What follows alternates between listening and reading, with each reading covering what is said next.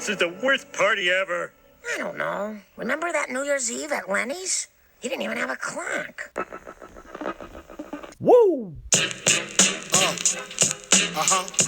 in the door. It's Tidbits 4-4. All you heard was Papa don't Podcast. no more.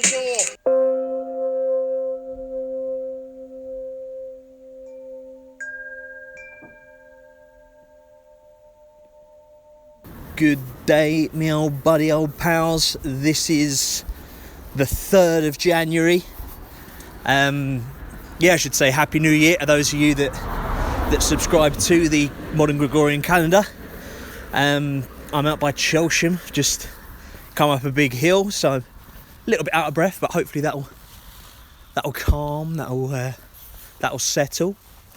But yeah, my name is Jack Tidball, and this is the 44th portion of Tidbits Pod. Welcome aboard.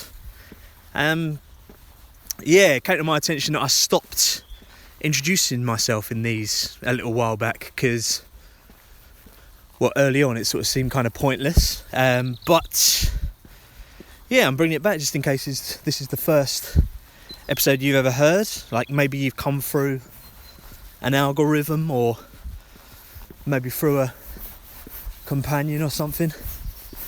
But yeah, maybe you are sort of, I love that feeling, maybe you're sat with that companion now, like the person that's recommended it, and this is being played aloud. Like maybe you're in a car, all eyes very firmly ahead on the road, eye contact's a bit weird while listening to me, or maybe you're not in a car. Where do you look then? But like both of you just sat in a kitchen like a pair of weirdos. But actually, is the person that chose to play this, are they now doing that half-forced laugh thing, like overly laughing? That's a lovely thing, because because now they feel kind of like they need to be overly responsive because they feel a little bit responsible for this little moment that you're having. Let's break the tension. Give that person a round of applause. The person that chose to play this aloud. That takes guts. That really takes guts with a Tidbits pod you haven't heard. But I do agree that there's nothing more cringy than saying something might be funny and then you play it for someone and then they hate it. It's a risk that I'm proud of you for taking. So it's kind of like letting someone into your weirdness, isn't it?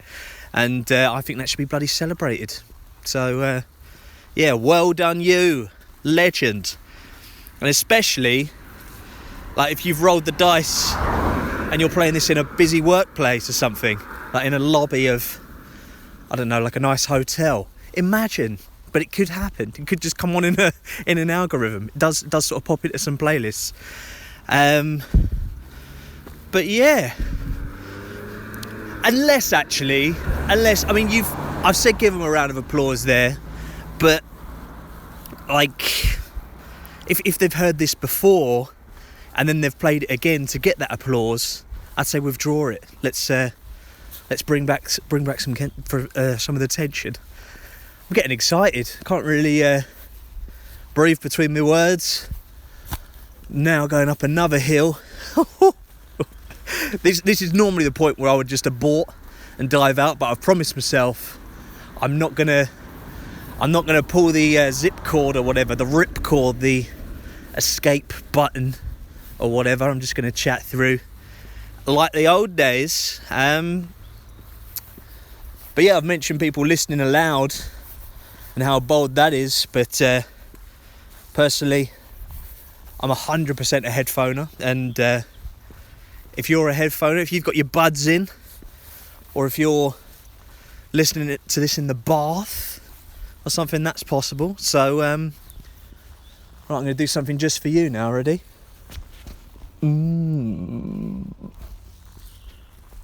Lovely stuff. Was that absolutely rank? Did you get the? I don't know if it would have worked, but like, did you get that? The shudder. Well, is this just me, or do you get a sort of mid-piss shudder? That I sometimes get that with certain sounds or whatever. But yeah, good stuff, innit? But I think 99% won't really know what I'm on about there. But maybe for 5% of you, it actually worked as brown noise. Who knows? But yeah, now I've mentioned percentages, I think the other 45% of you are questioning if it adds up to 100. So do the maths. I don't think it does. Maybe there's some overlap. Don't be that guy. But yeah, from what has been a bumbling intro, let's get into the flesh of it.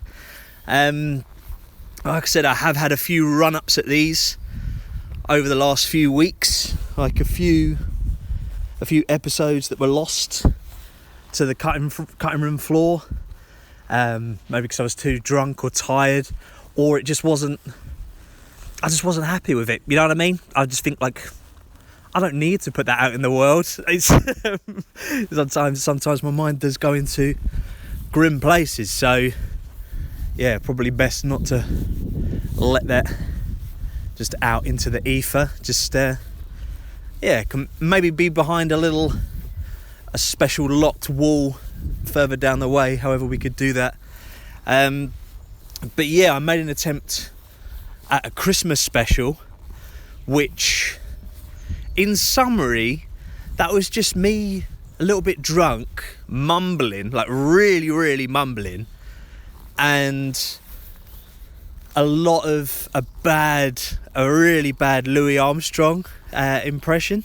Like, I was sort of I'd painted this whole scene about, like, what Louis Armstrong would be like now, like if he was still alive now, like over 100 years old, sat in a rocking chair, probably definitely got a pipe on, and that means smoking a pipe. It doesn't mean he's got an erection, but maybe, he's on some sort of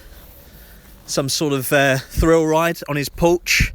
What a wonderful world. Having a nice time. Yeah, he does have an erection, let's put that in there. But yeah, he's just out of his mind, sat there with a shotgun, chewing on some hay, like they do. And just kind of thinking, as it's festive time, that just everyone that passes by is Santa Claus. Like, it's one of my favourite Christmas songs, the one that sort of, it's, "Is that you, Santa Claus?" But it is better if you think of him as just this sort of senile old man just losing his mind. It gives a little bit more flavour.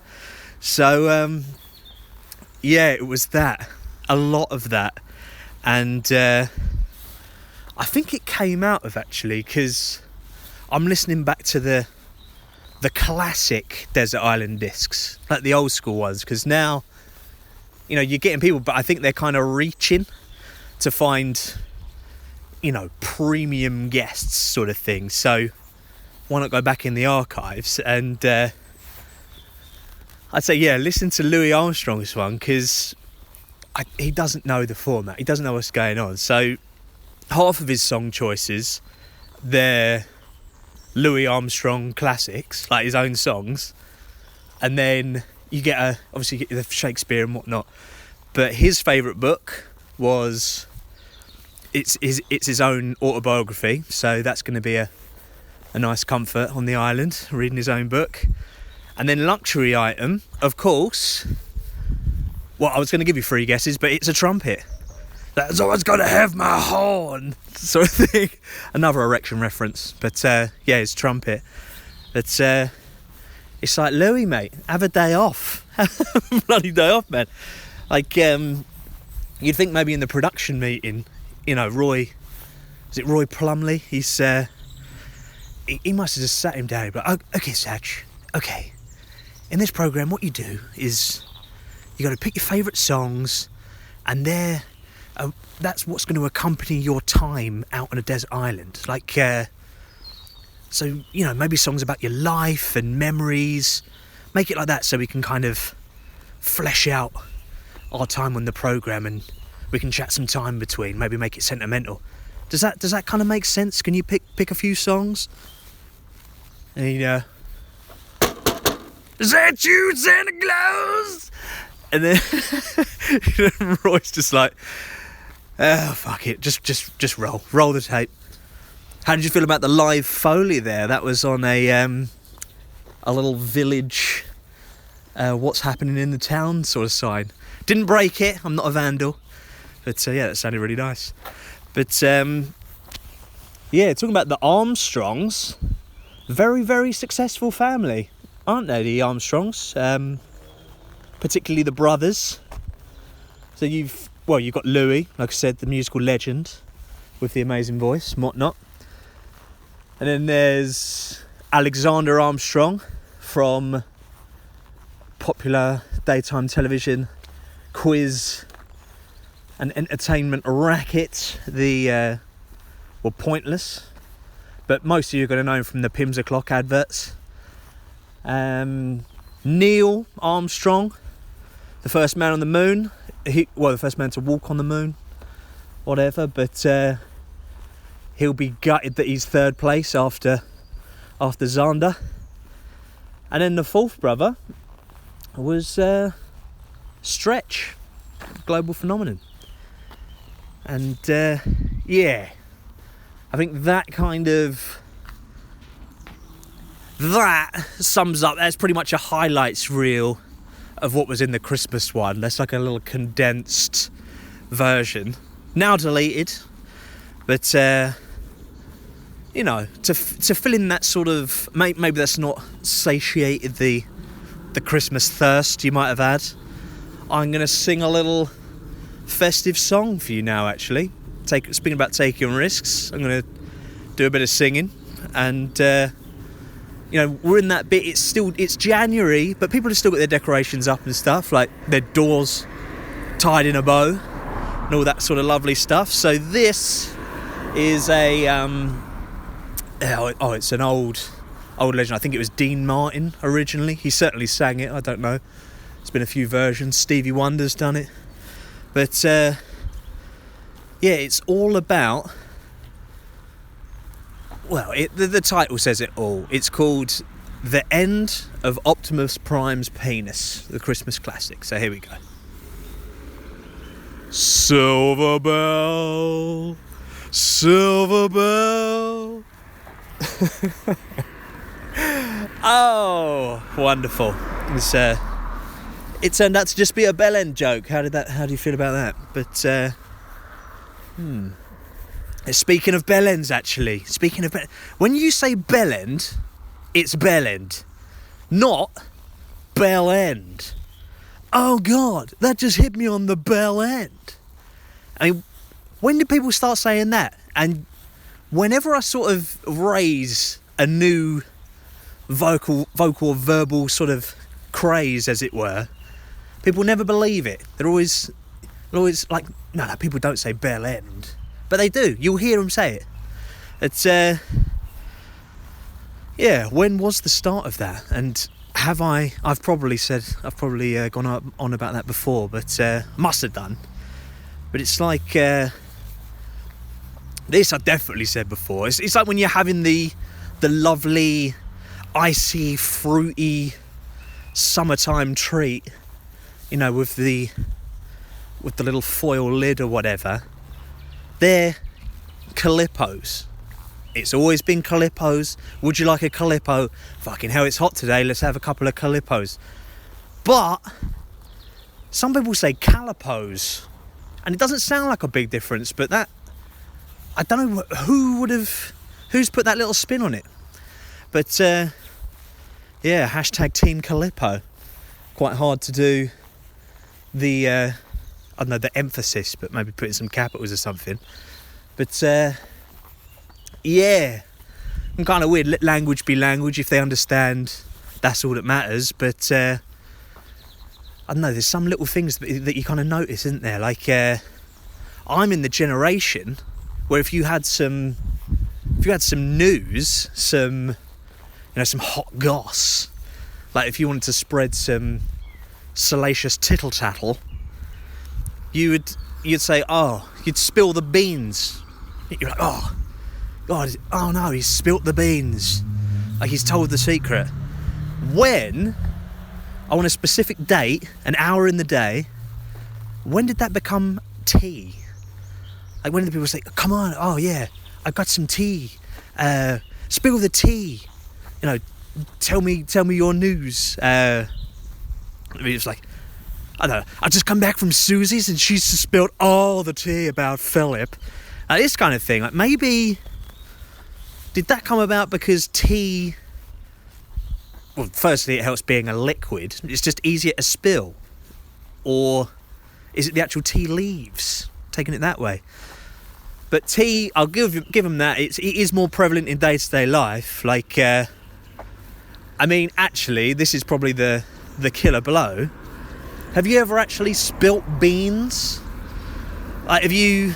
Like, actual beans, you're transporting them in a vessel, some beans are being carried, you're carrying them, and then you've spilt those beans. That doesn't happen, does it? No one's ever spilt beans. You might sort of lose the odd bean here and there. Like, maybe you're sort of on the journey between pan and toast. You might lose an odd bean, it might get spilt, but it's not really a spill, is it, in that case?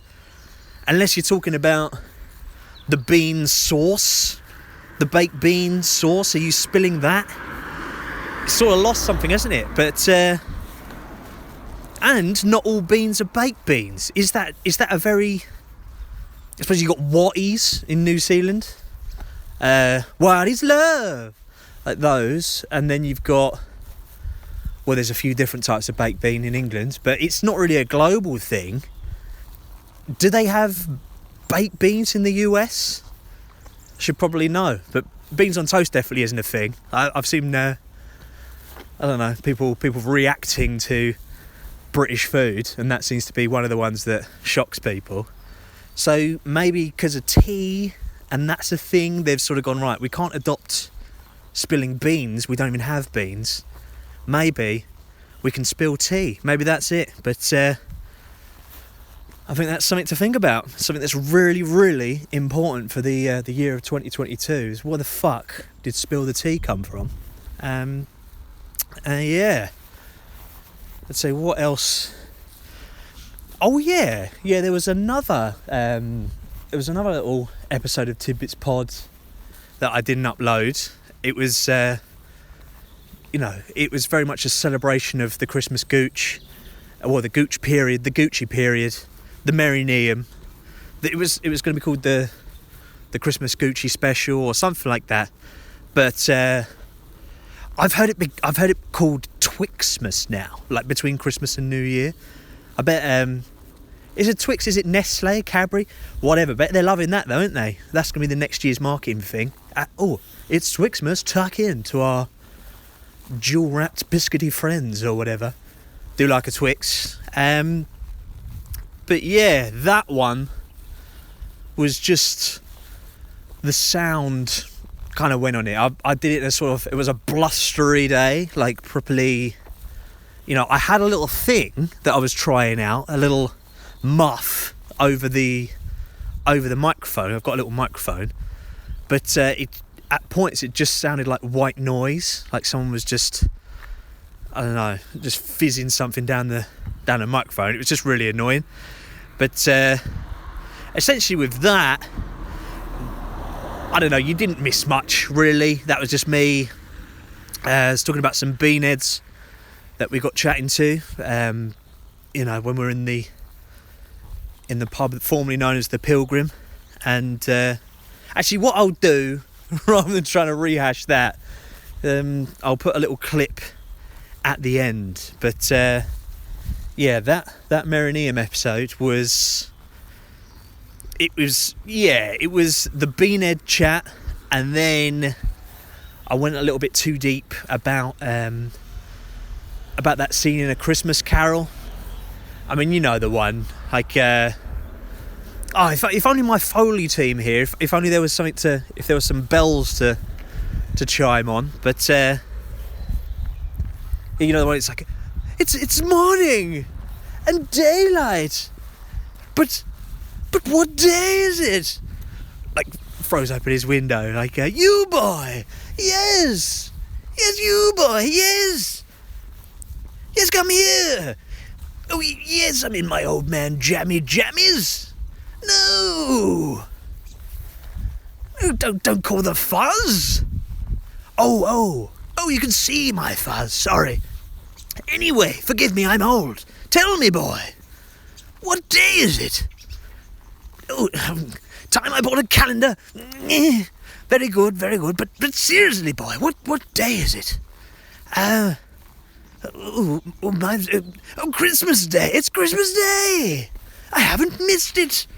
The spirits did it all in one night. Tell me, boy, do you know the poultry shop down the lane on the corner?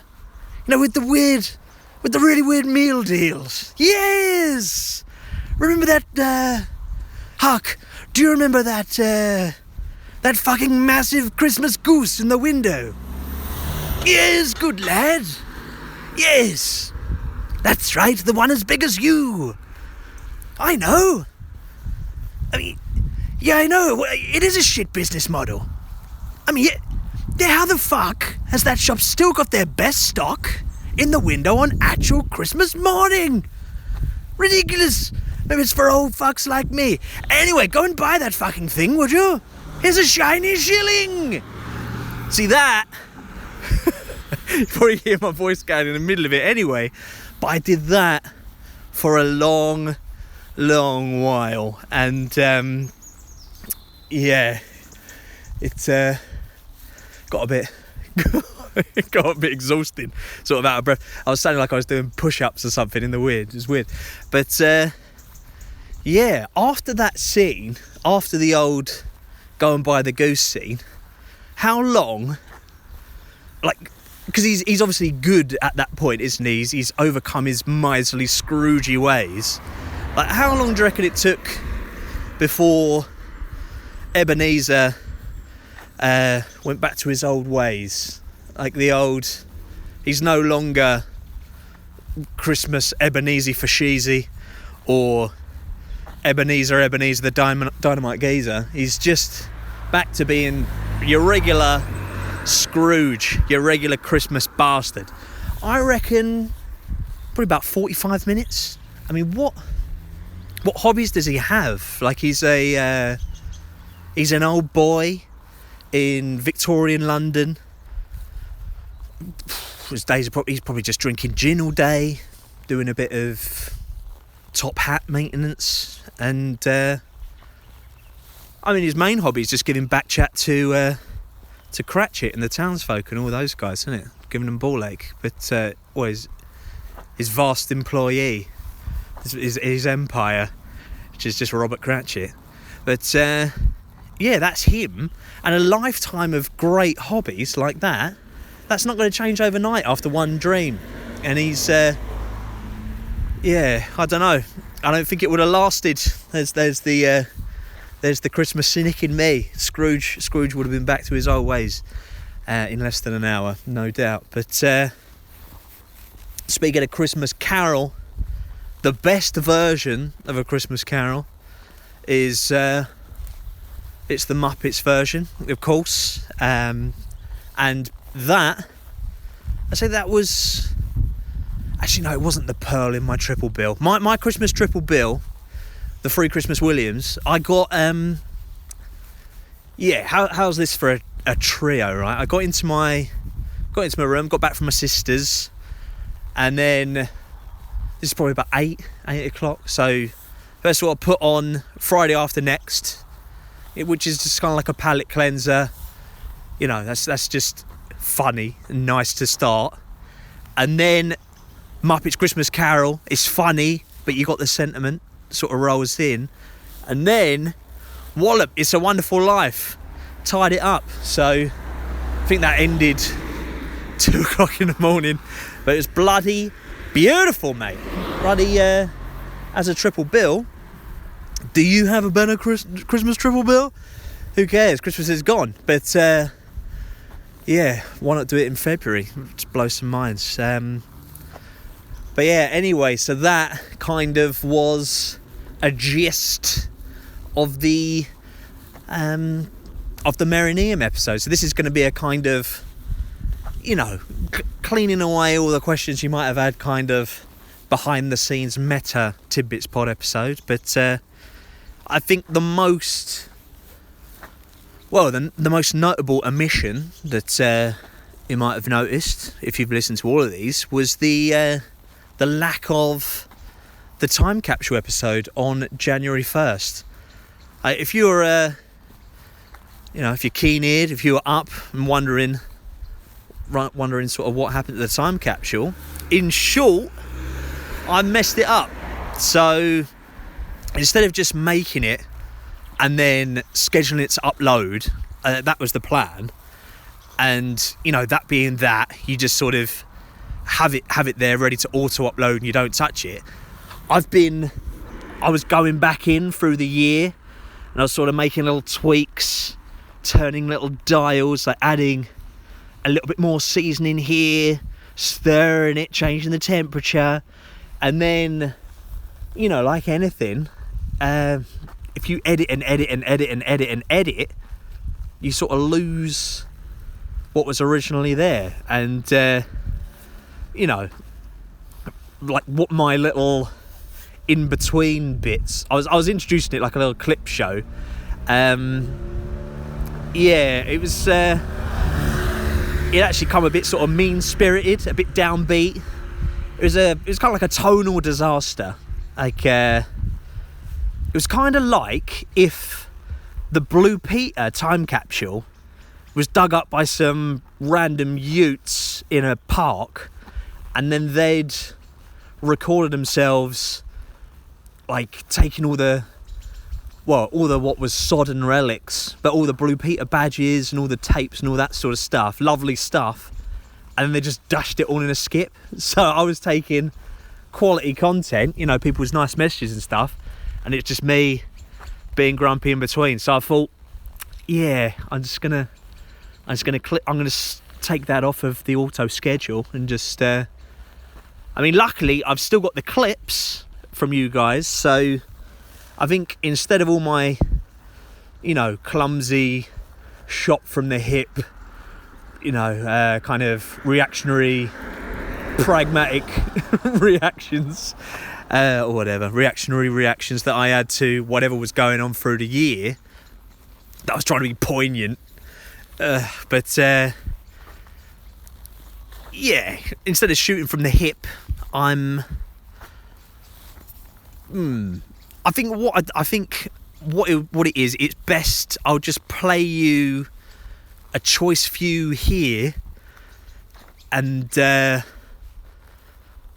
yeah, actually now it's come up, now talking about this time capsule, I'll reset the time capsule for the new listeners. So at the start of last year, 2021, I put a message out asking you lot to send in voice clips to go into an audio time capsule, like clips. The deadline was like to get them to me before the end of January 2021, and then they were going to be locked away and then played as a message to 2022, you know, like a God, you know, this is how it was, this is how it is now sort of thing, like a nice message to sort of bump into the new year and you know, allude to progress or whatever. But I kept it quite vague, so of course the clips were a mixed bag, and yeah, had a few predictions, and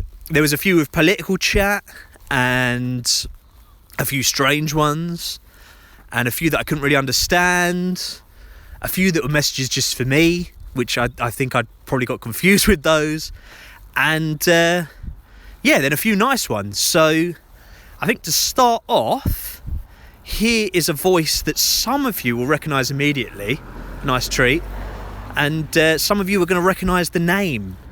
But this first clip is from none other than our Antipodean chieftain, the man himself. It's little Jimmy Thompson, and he had a prediction for the time capsule, so here we go. Alright Tibble, it's JT all the way from Sydney. So my 2021 prediction is that there will be irrefutable proof that alien life exists, and that will be either released by the Pentagon or NASA or someone like that, or the discovery will be made on a planet or something like that. But yeah, aliens will be found to be real. Hello, Sydney.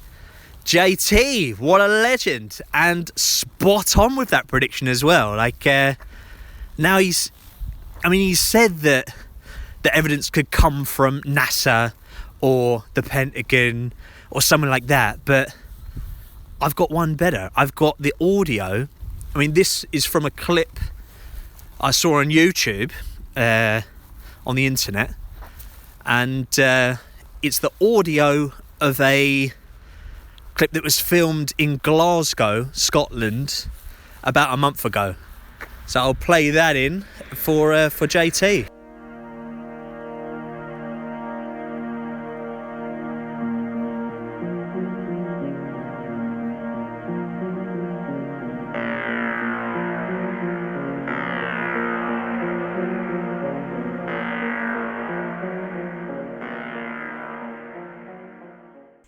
Lindsay, come here. Lindsay.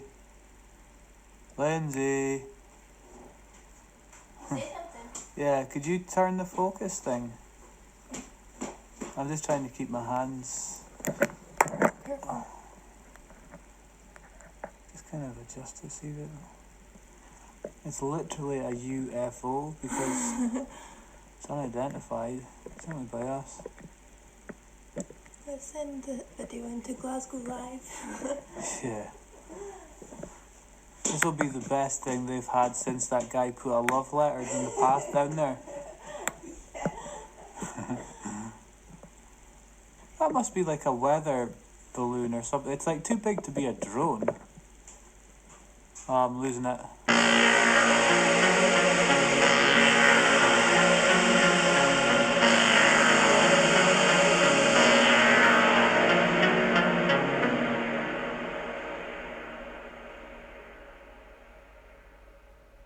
What do you think of that? Irrefutable proof.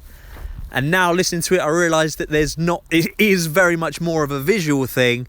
So I'll put that clip in the Instagram stories for this episode on @TidbitsPod, my Instagram, or the show's Instagram. Do you remember that Danny Dyer thing about aliens? Like my name's Danny Dyer and I believe in UFOs. Like it's absolute prime BBC Three viewing, and he's sort of going, these circles, mate, in the crops. I mean, do you reckon they've come from that mob up there? And he's sort of, there's a bit, I think it's the peak of the series, is when he's sat and he's watching the video of this alien. And he's sort of sat in a guy's office, like at his desk, and the little lad's sitting next to him. He's probably like a 50-year-old bloke, but he's just like this little conspiracy dude. And Danny's watching this real kind of, I don't know, like a budget-looking, like fancy dress shop kind of alien comes up to the window, and he's just there. He's like, fucking hell. I do not know how to compute what's fucking going on here. It's doing my nutting, mate. It's doing my nutting. It's doing my Sweden, my canister, me fucking loaf. I mean, you wouldn't expect shit like that to go down in a cul-de-sac. I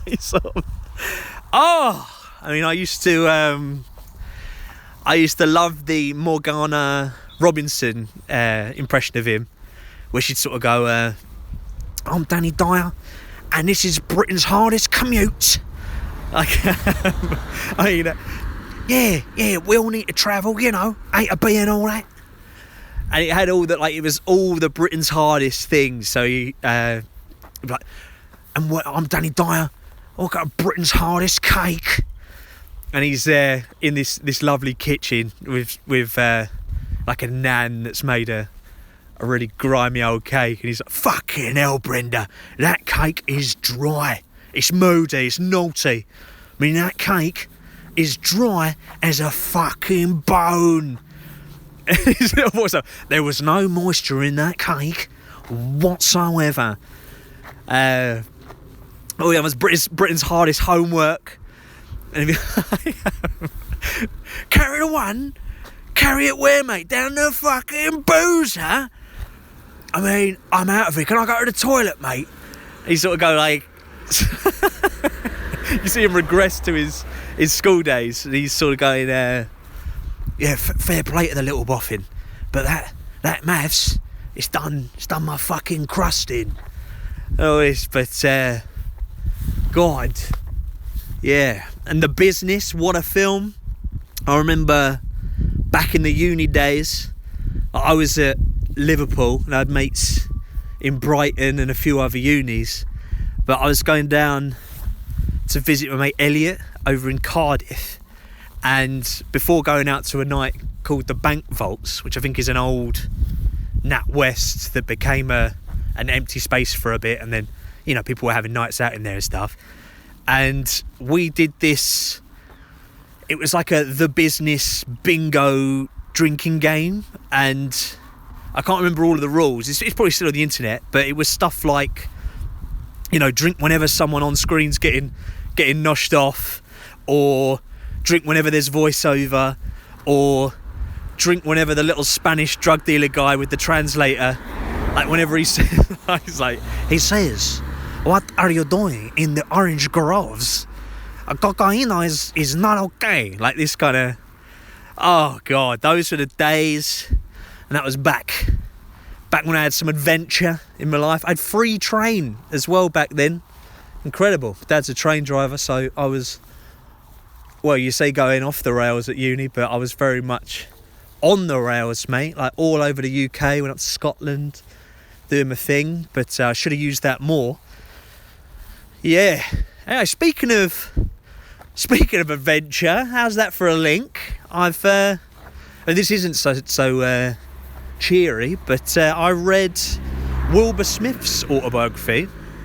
Wilbur Smith is an old South African sort of adventure writer or whatever. Brilliant. And he died November last year. So I think that's what came up in the Audible thing, like audiobook website. And anyway, the autobiography, his book, it's called On Leopard Rock, and it's really good. Like it's there's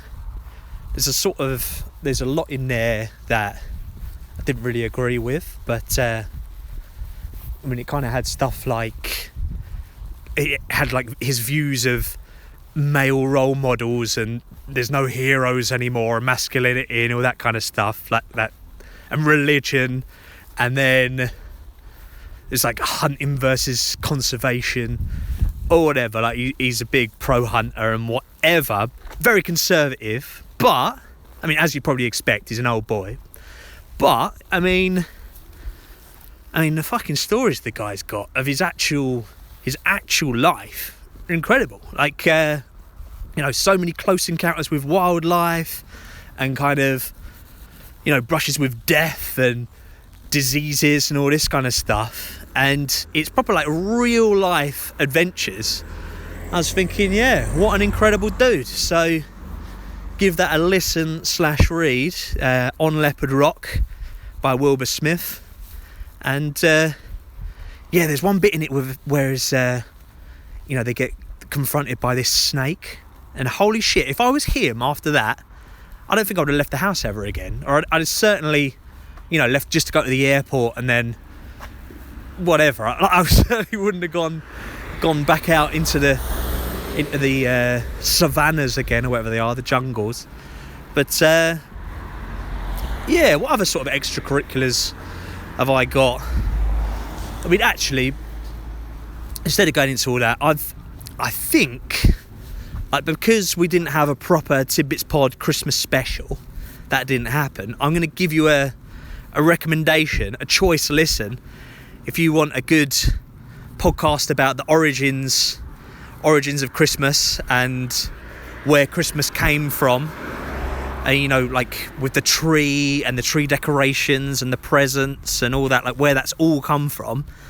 I'd say, instead of me clumsily trying to do it now, after this, or queue it up for after, type in the Blindboy podcast, which, if you don't know about this, subscribe to him anyway. Brilliant, this Irish guy.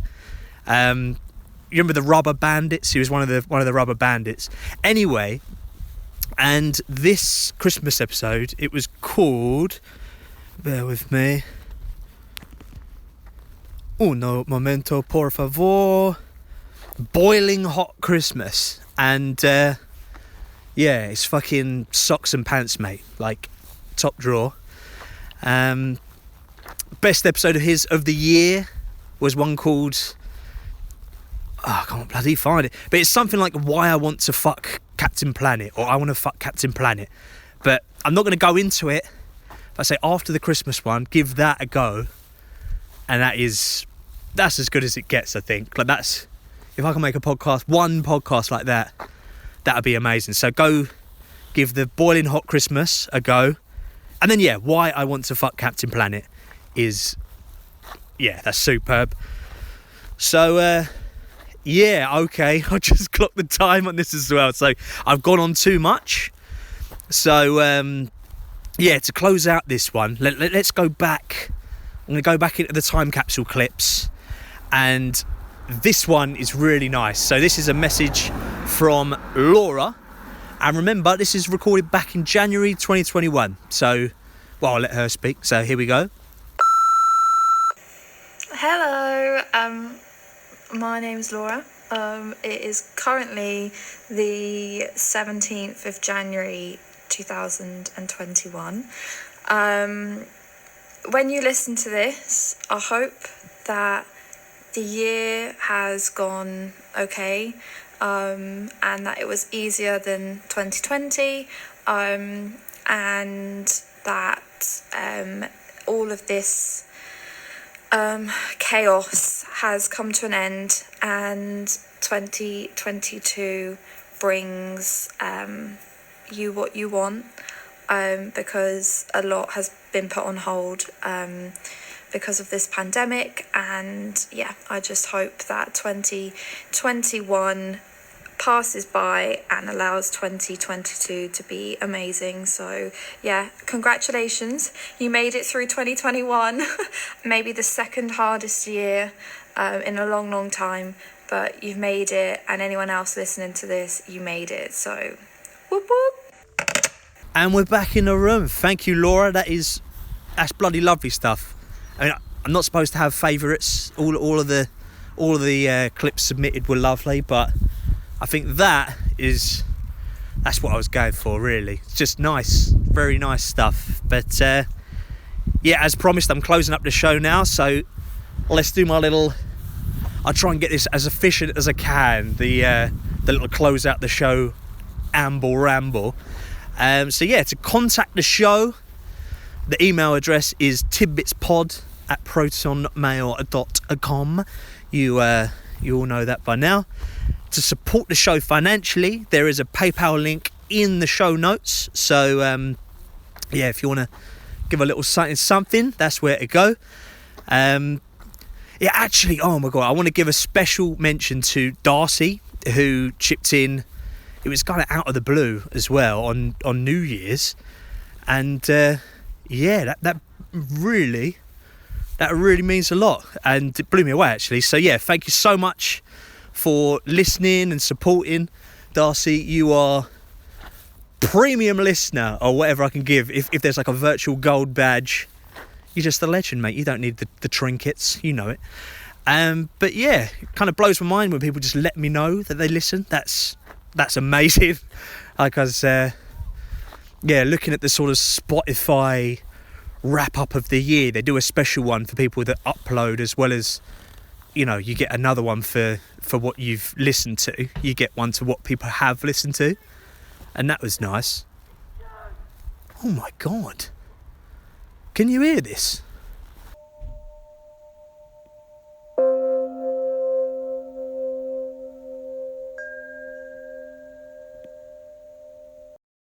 Okay, a funnier thing to say at the end there would have been, "Is that you, Santa Claus?"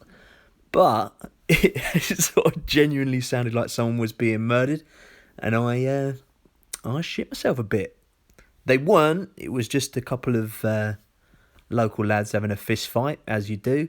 Anyway, yeah, I'm back at home now, as you can probably tell by the timbre of the room. But yeah, I'm putting in the clips.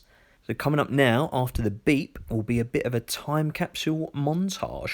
And I hope it captures a bit of the fun and confusion that we were living in January 2021.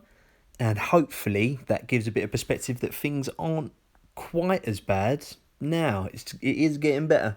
Oh yeah, and after that is a little snippet of the failed Merrynium episode that I mentioned earlier. But yeah, I've managed to salvage a little bit of that. So yeah, here comes the clips and then the clips. Here we go. Abra besides the happy Christmas wishes, I hope you had a great New Year as well. Well, like New Year's evening party thing, whatever. Wish you all the best for this coming year today. Or this year, actually, not coming year, because that would be just so random. Anyway, catch up soon. Hope you're doing well. And bye, bro. That was so weird. It's just because it was early, but I was just thinking about, I haven't sent Jack like a message. But for the New Year's thing and all that. And I'm a man of sending the best wishes and holidays like these and stuff. Yeah. Okay, bye. Hi, I'm Dale. I'm from the sunny northern town of Scunthorpe. It's the 8th of January 2021 and everything is full. Ich hoffe, ihr hattet alle einen guten Rutsch und ich wünsche euch ein gesundes 2022. Darauf, dass es besser wird als letztes Jahr und wie man so schön sagt, bleibt gesund, bleibt positiv und testet negativ. Jack Tibble must not return to Hogwarts School of Witchcraft and Wizardry.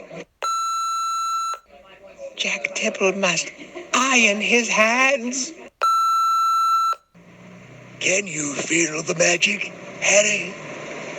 Good.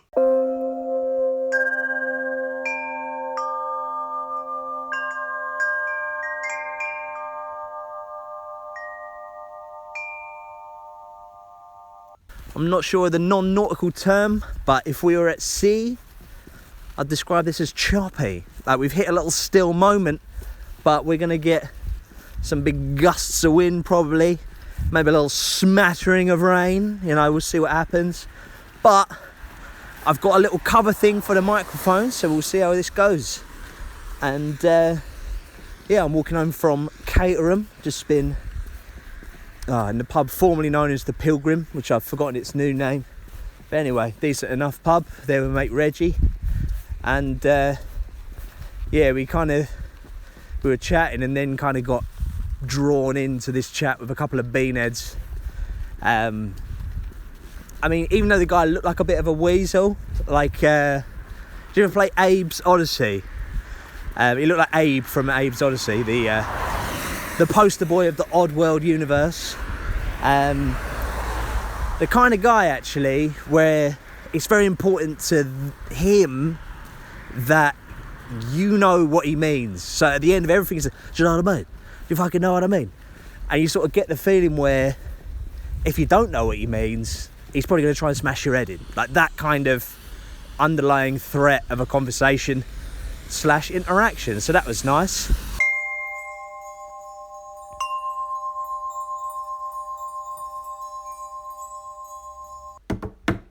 Right, that's the end, the proper end. Thanks for listening. Don't forget to like and subscribe and stuff.